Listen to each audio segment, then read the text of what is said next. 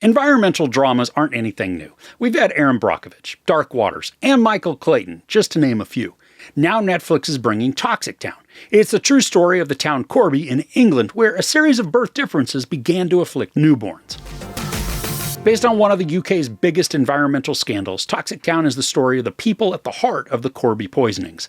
Focusing on the mothers who took on a David and Goliath battle for justice, the series traces through the years of their fight as a terrible truth comes to the surface.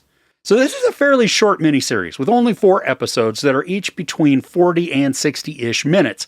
And it also stars Jodie Whittaker, Amy Lou Wood, Rory Kinnear, Robert Carlyle, Claudia Jessie, and Brendan Coyle. Now, the acting in this is wonderful, especially from Whittaker and Wood. They give dynamic and emotionally tragic performances, showcasing different facets of their experience and grief.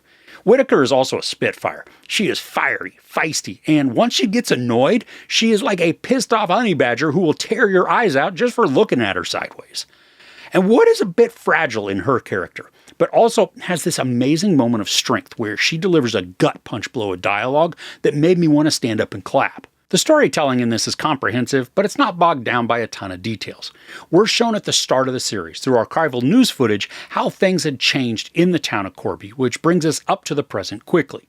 We then get to meet characters and witness the waste that's contaminating the area, all in quick succession. There's enough time spent to get a full understanding of the political and economic landscape, how corners are cut and bribes are made, and also what happens to a few of the women in town who become pregnant while this is going on. And we get a good flavor for the town too, those that are attached in some way to the project that leads to the contamination. I appreciate the subtlety that the show uses to show us the grime, dust, sludge, and muck that's distributed all throughout the town, while at the same time allowing us to peer into the characters' lives to connect with them naturally.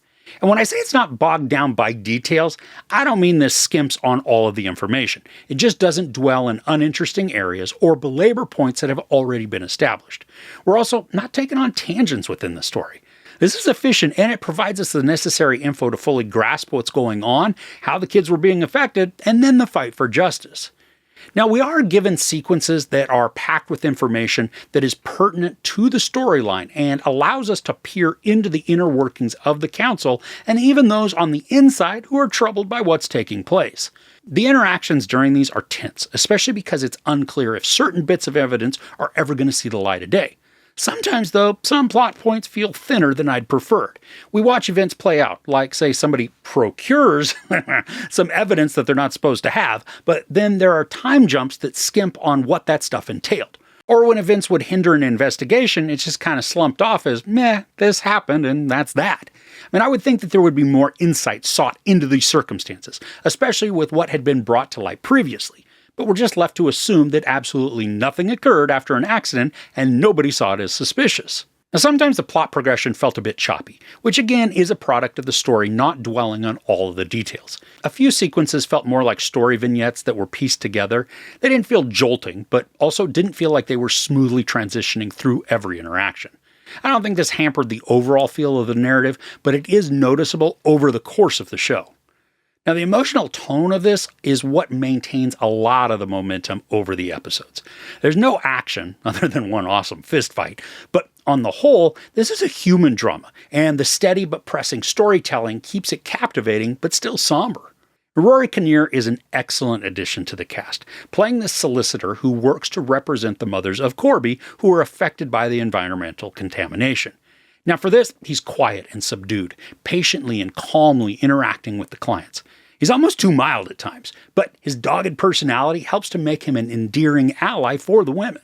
I think this is one of those stories that's going to get your blood boiling. We are shown massive injustices throughout the arcs, and then have to watch a ton of greedy SOBs excuse away their actions, scapegoating anyone they can to not have culpability, while also flatly denying any wrongdoing at all on the parts of the council or any businesses that partnered in the actions. The show does a wonderful job at giving us real villains to hate, and to see them smugly enjoying their excess and spoils while many families suffer because of their greedy pursuits. And this isn't anything new. I mean, this story is played out in real life many times, but because we get to see how the pollution affected kids in the womb and then beyond, it hits hard with the plot. And also, for anyone gearing up their keyboard to tell me how not everything in this is true, yeah, I know. Some characters and events are fabricated or exaggerated to make the drama larger, but the core story remains true, and the series is gripping. I ended up really enjoying this, especially because of the underdog fight we watch take place. The acting is engrossing, and the storytelling is helped along greatly by the sadness of the injustices.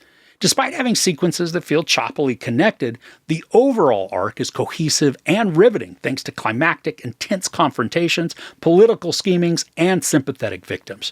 You may have seen stories similar to this already, but you're definitely going to want to put this on your list thanks to some outstanding performances. There is sex, no nudity, a ton of profanity, and some violence. I give Toxic Town 3.5 out of 5 couches. So what are you watching this weekend? I'd love to know what's on your list in the comments below. If you enjoyed this review, please give it a like. Also, don't forget to share and subscribe. I'm Chris. This is Movies and Munchies. Thanks for couching with me.